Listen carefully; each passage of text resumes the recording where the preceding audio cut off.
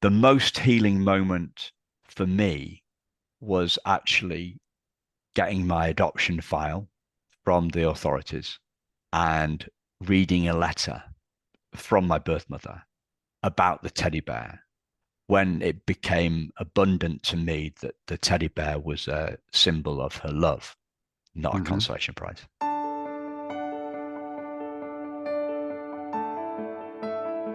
Did you finally realize your dream of having a family only to have your happily ever after turn into a nightmare? Do you find yourself up late at night wondering why nothing you try as a parent is working? Are you searching for adoption resources and a support team but can't find any? Hi, neighbor. Welcome to Anchors of Encouragement.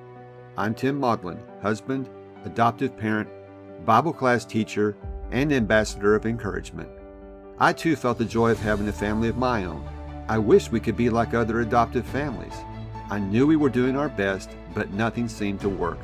I kept asking myself, why is this happening to us? Life can be tough. Storms in life are inevitable.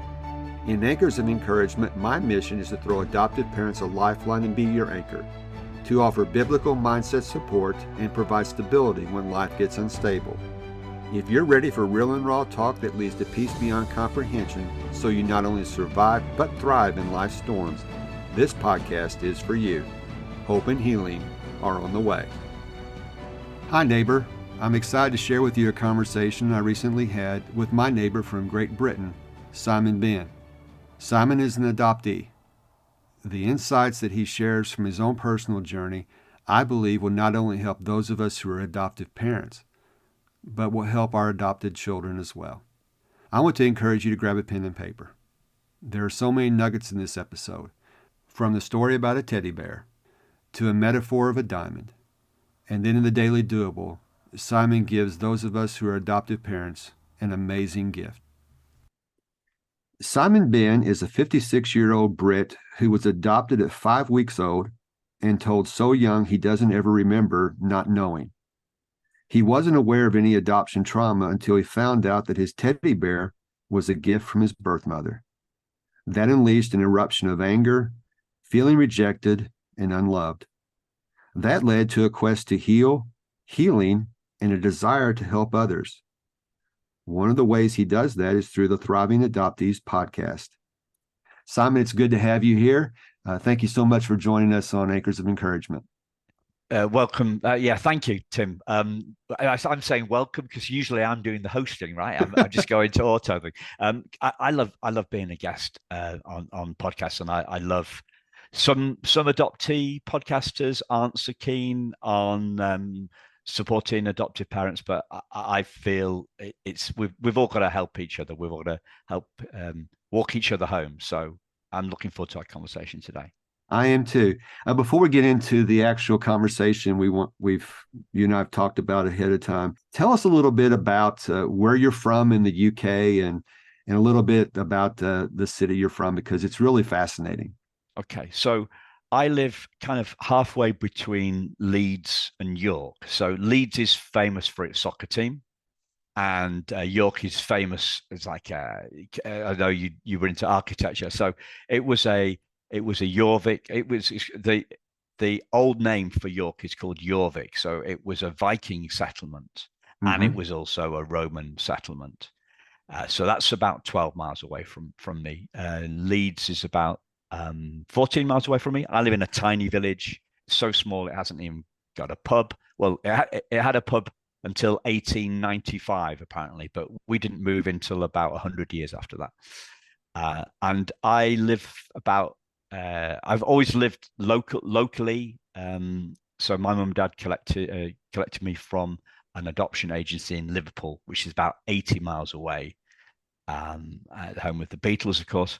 And I've lived around North Yorkshire, West Yorkshire for all my life. I only lived in four houses, I think. So Oh, wow. And there's so much history when you start talking about Vikings and Romans and the Beatles. I mean, I go, oh my, there's this, it's fascinating, all the history that is surrounding you just within arm's reach. So that's really cool. And again, I appreciate you joining us today. As we get into our conversation, in your bio, the thing that really struck me was that just like my boys, you were always told you were adopted. But it wasn't until you realized or found out that this teddy bear that you had was a gift from your birth mother. Can you share, when did you discover that? When did you find out that she had given that to you? So on my 40th birthday, it was. So on the evening of my 40th birthday, my mum and dad came around to pick me and my wife up and take us out for a meal. And my mum brought a box of uh, things that I'd never, emptied out of my childhood bedroom. So I moved out of home when I was 22.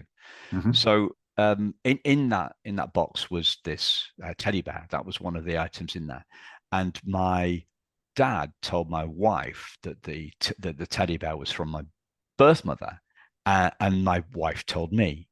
My first reaction to that was one of curiosity. I thought, well, they've told me that I was adopted really young, so why didn't they tell me that the bear was from my birth mother? It was just gentle curiosity. But a couple of weeks later, a couple of months later, I think I was going to see a coach type lady. I'd been on a training course, and I got really angry at one of at the exercises that we were doing on this. It was like communication skills training, and I got really angry, so the context and the lady that was running the course, the communications course, called Sarah, she said to me, "It seems you've got something running for you there, Simon, with this anger. If you ever want to come and talk to me about it, then I'd be up for a chat." So I said, "Yeah, sure." And I went, made an appointment, went to see her, and I started telling her about the teddy bear. And then out of nowhere, this volcano of anger erupted. So the what I said, with some swear words, which I won't obviously use because this is a family show, but the the anger was, she didn't love me enough to keep me, and she gave me this teddy bear as a consolation prize. The woman I was talking to, Sarah, she said, "Well, Simon, I don't think it was kind of quite like that." And and I saw the truth in what she said, and the volcano stopped erupting at that point, but there was still a little bit of white smoke coming out of the top of the volcano. Uh-huh. And that's what I've been working on ever since, really, last 16 years. Like this happened when I was 40, so you could say that this was a midlife crisis, or a start of a journey, a start of a spiritual journey. That's depending on whether I'm feeling in up or down, then that's how I see it. Another thing that was happening at that time that ran for me is I'd taken over part of the family business and struggled with that. And finally, after years, probably 12 years of running the business, I'd finally had a good year. And that hadn't made me happy. And it hadn't stopped me worrying about the future. So these two things kind of came together as to kicked off my transition from business development into kind of self-development and personal development, and those sorts of things, which led me eventually to doing what I do today. And your goal is to help other adoptees, correct? Correct. Yeah. The Thriving Adoptees podcast, we're about 400 podcasts in now. I started off with interviews with adoptive parents and adoptees. Now we focus on pretty much on just on adoptees, have some birth mothers as well. Mm-hmm. And it's about sharing what we've learned. So Okay. I'm interviewing the guest on what they've learned that has Okay. helped them thrive or heal as an adoptee, or what's helped them help their kids to thrive or heal as an adopted parent. Yeah, there's Okay. also have some birth mothers on the show as well. So Sure. Okay. We'll circle back to that as we wrap up this conversation. It's interesting that that teddy bear triggered those yeah, emotions. yeah, Now yeah. you were But it's angry the with anger. It was anger. yeah, you were I angry with your birth mother, right? I would in that moment I was Okay. angry in the birth mother, and I'd never been I'd never given my birth mother a thought. Okay. You know, like some adoptees say, well, I always wondered, I never felt I fitted in, da da da. I always wondered what would have life been like if my birth mother had kept me, and I had a bad adoption. I had my birth mother was, yeah. People have obviously everybody's got a different story.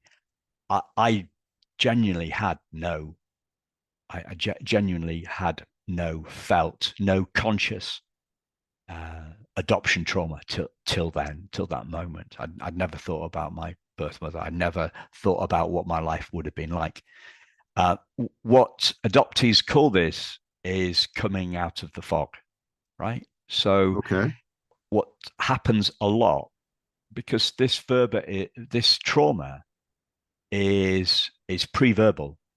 Mm-hmm. So we have the closest thing I can get to it in my own head is we we've got two dogs now, and they are dogs 3 and 4. So we've had 4 dogs over our time, and some of those dogs have cried and not settled in. You know, Mm-hmm. when we got them.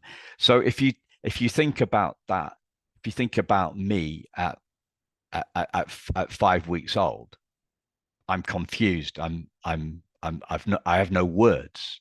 Mm-hmm. I just have I just had a feeling. Maybe I had a feeling. Maybe I had a feeling of fear. Maybe I was afraid because I was alone. I was maybe the smells.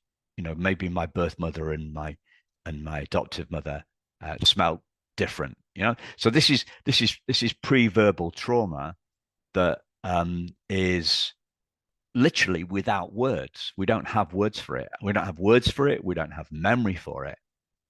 And then when we come out of the fog, it is when we see our trauma for the first time. So to extend the metaphor, it's like going out onto a foggy morning. That fog lifts, and we see the dark clouds of our trauma that have been hidden by the fog, right? We haven't seen the dark storm clouds of trauma, right?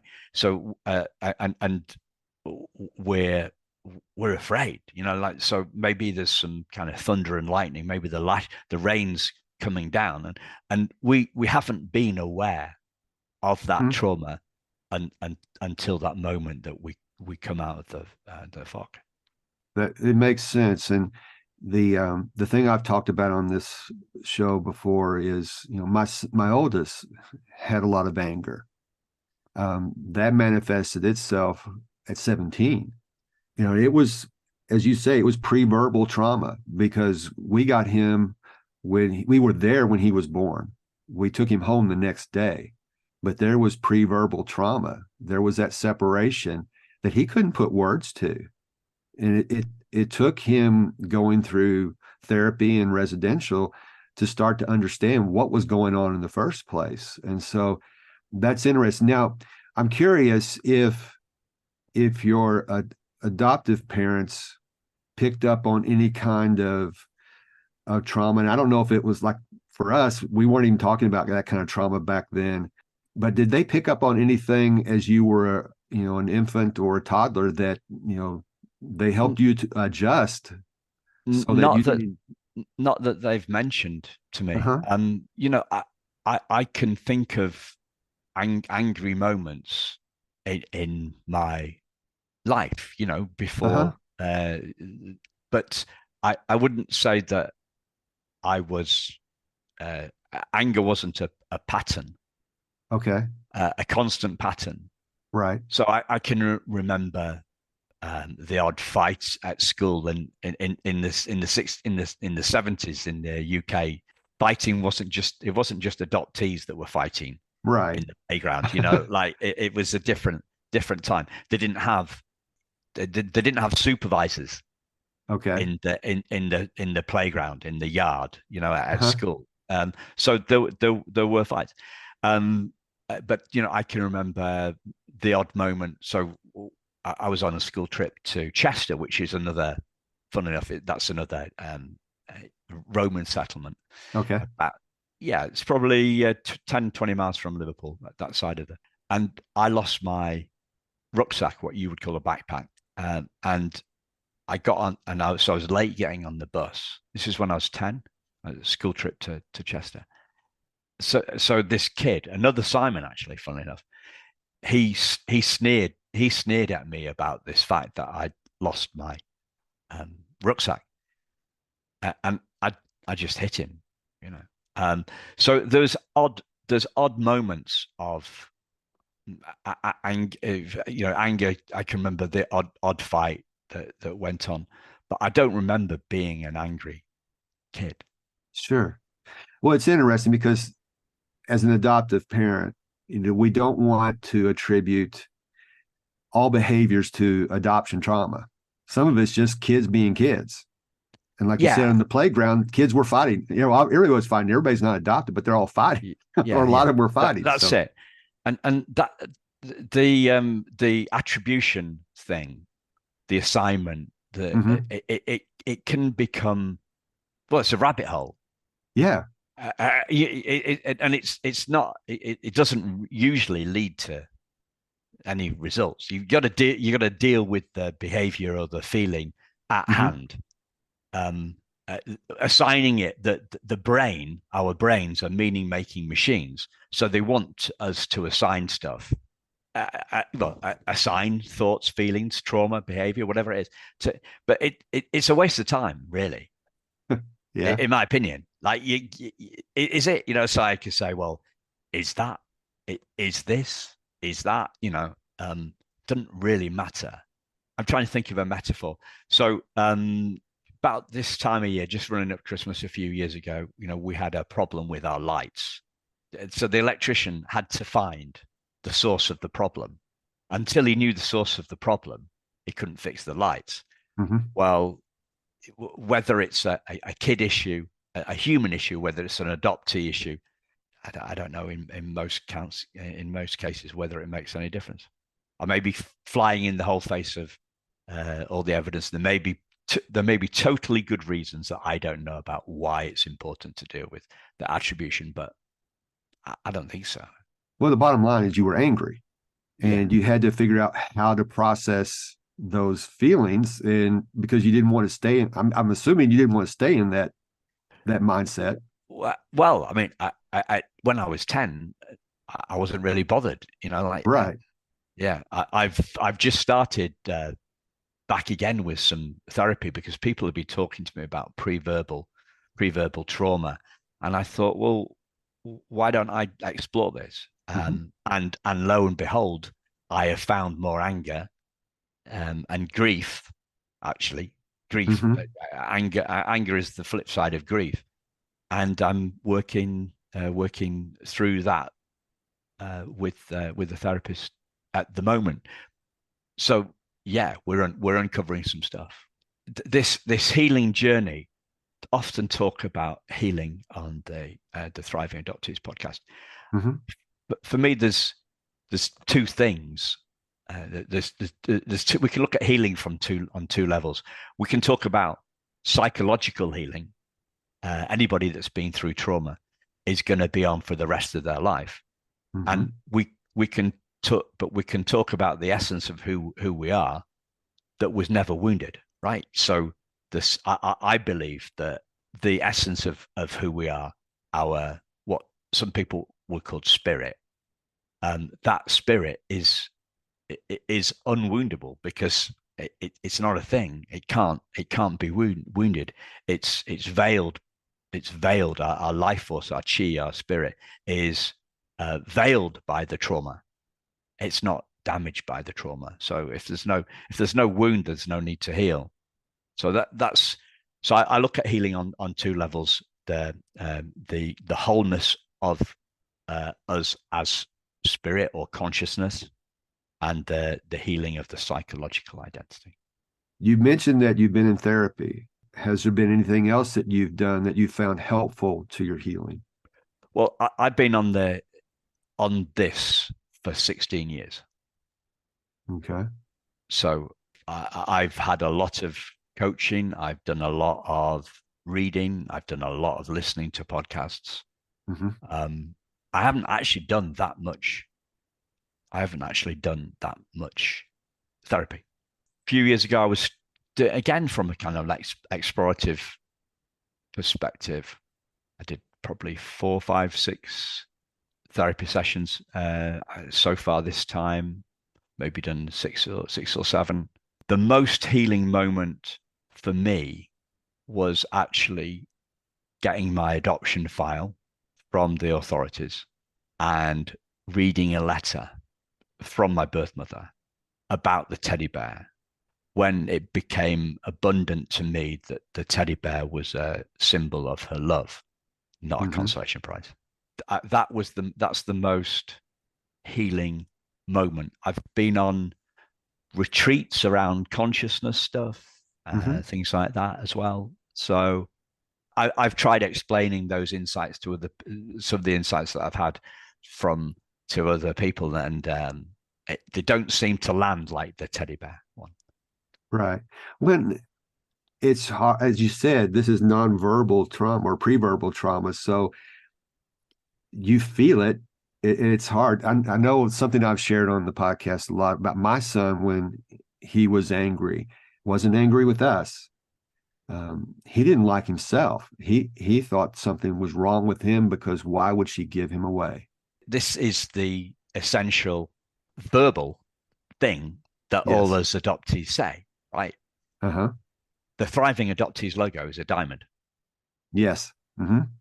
and it's a diamond to reflect our brilliance Hmm. and our worth. And I do this bit of what some people might call a shtick, right? So this doesn't work for a podcast, but it does work for Tim and me. So I'm holding my fist up to the camera. Hmm. I'm holding my fist up to the camera. The fist is my metaphor for trauma, which we've been talking about, is often presents as anger. Okay, so I'm white knuckling it. I'm Hmm. white knuckling it through life, and I've talked about hitting the natural position, the natural shape of my hand isn't that clenched fist. It's open. So if I unfurl the if I unfurl my fingers to reveal the essence of who we are Hmm. as this diamond. As you were holding the diamond in your hand, I'm just for holding. those who are listening. I was holding the diamond. The the Uh-huh. the, the diamond was hidden in my hand, and my hand is the metaphor for the trauma, and the diamond is the metaphor for the brilliance and the perfection that we all are as Yes. human beings, as adopted parents, as an adoptee.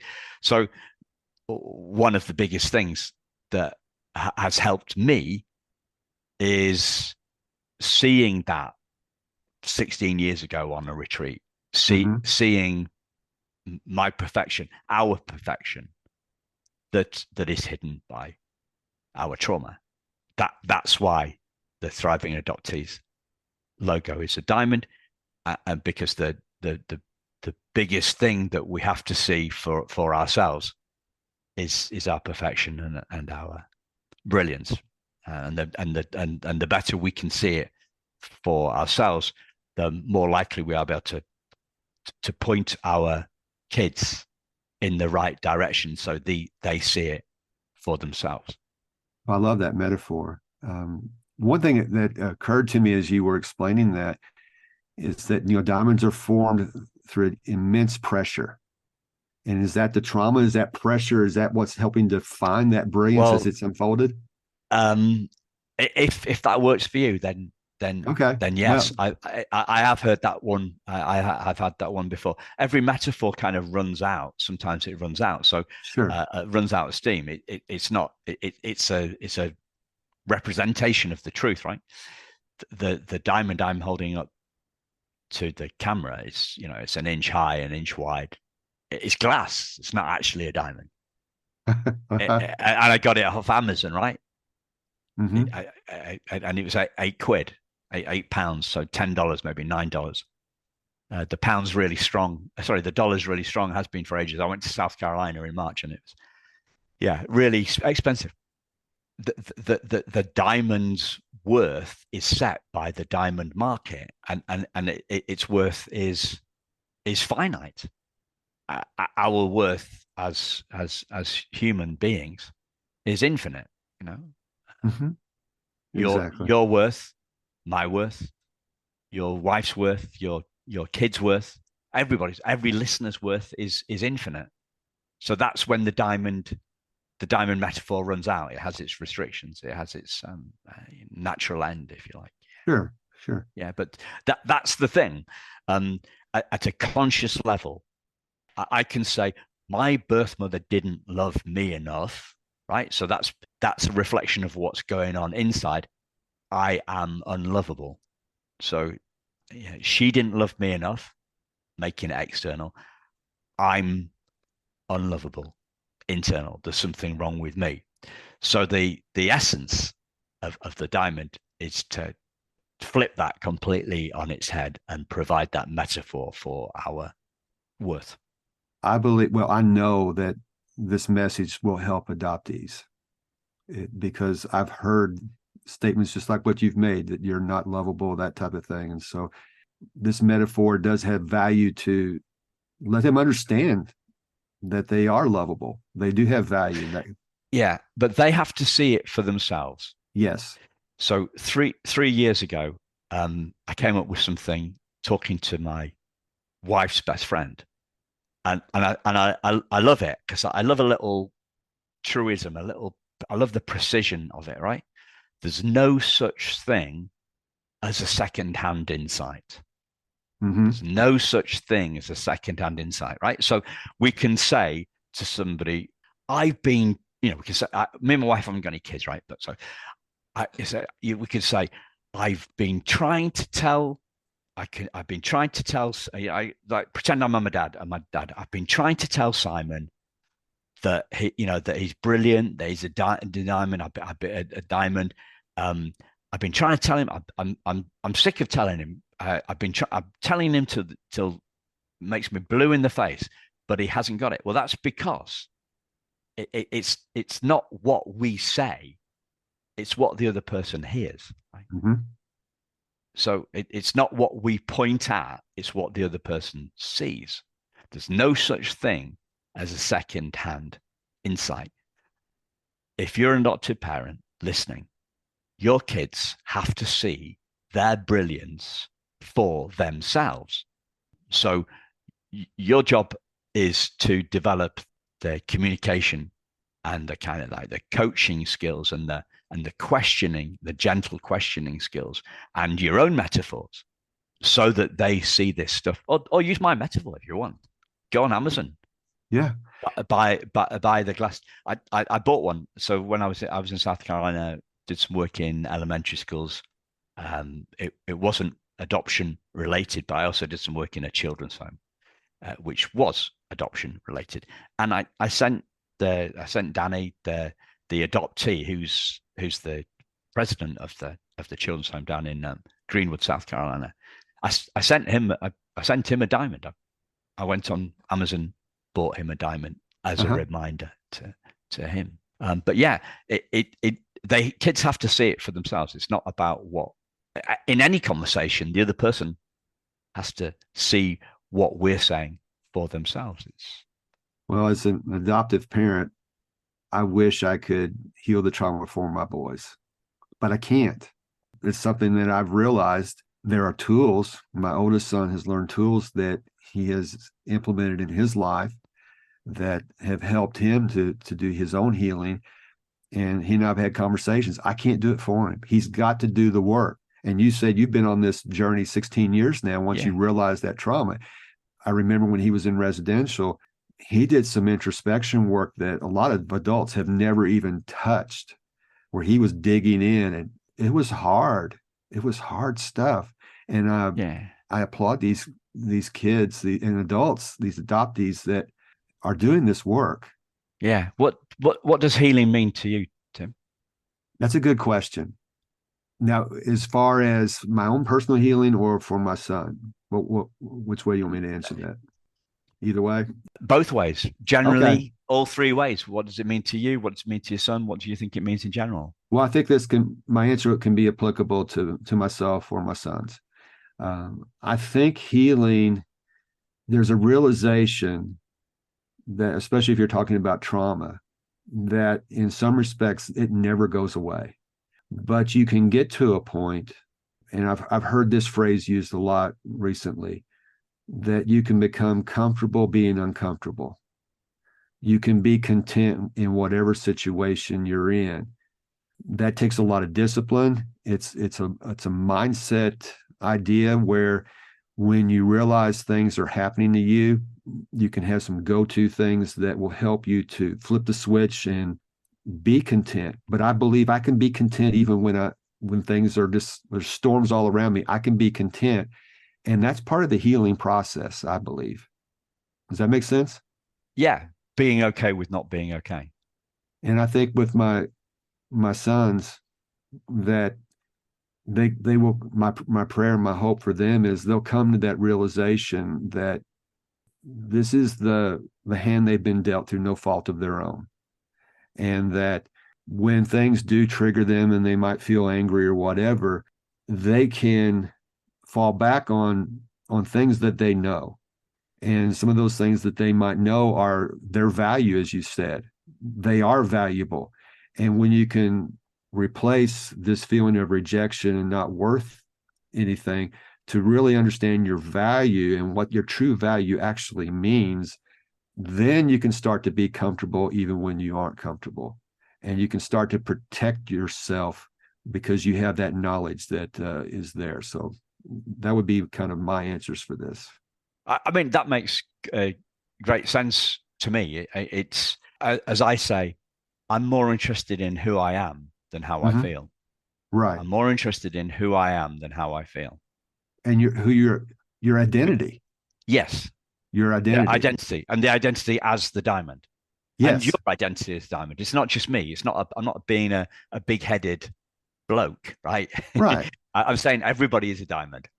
Oh yeah, we all have value, and we need to embrace that because I believe we are created and we have intrinsic value.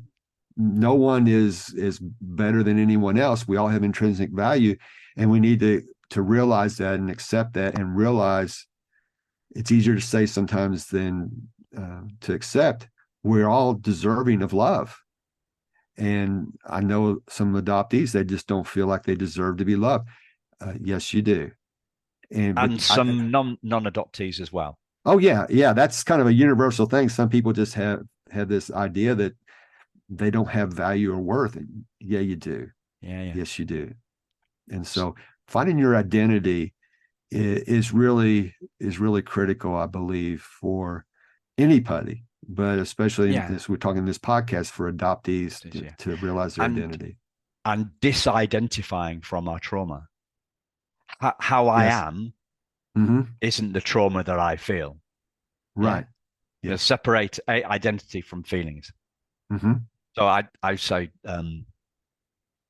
trauma is a toxic cocktail of insecurity, fear, shame, grief, but with a cocktail glass, not its contents. Mm-hmm. It opens up some distance, opens Mm-hmm. up some distance between who we are and how we feel.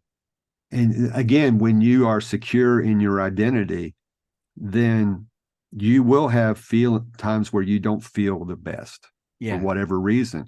But if you are secure in your identity and know you have that brilliance and that diamond and you are lovable, then you can start to ward off those things as they start to creep in, those negative thoughts.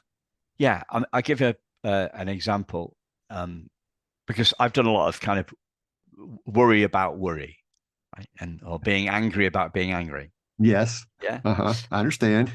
So I had I had a meltdown on the train going down from York to London about 8 years or so ago, I think it was.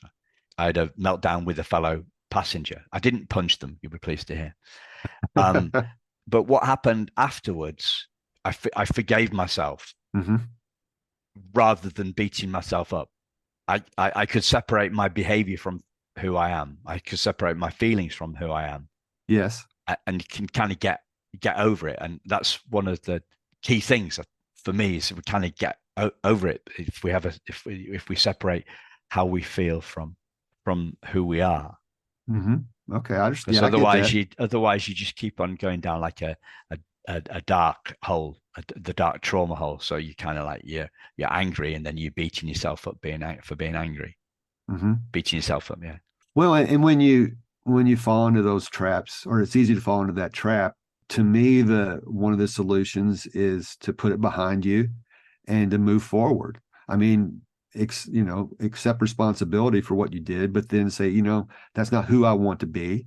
For whatever reason, I reacted in that way, and then just purpose to move on. And again, seek security in your identity. So these are good ideas, and it's been a good conversation, I believe, to help facilitate the healing in adoptees. As we start to tie this all together, and we never really got to the question I was talking about, but I think we'll use that for our daily doable. What's the most important thing you would want adoptive parents to know? the most important thing for you to know, Yes, be able to do, is not take your kids' trauma personally. I like that. I like that because speaking from experience, it's easy to do. It's really It easy to is. do. It is to do. And the clearer that you can see your identity in this diamond, right? Mm-hmm. The better able you can be able to point your child to that, and separate the diamond, the diamond that they are from the trauma that they've been through, the trauma that they feel. And the biggest thing on in this space, this came from an adoptive parent who Mm-hmm. runs an adoption agency down in Texas, and it's unpacking. She came on the podcast and she had an idea. She came up with her own title for the podcast, which was unpacking our own baggage as Mm-hmm. adoptive parents. Yes. So the number one thing is parenting is about you and not your child.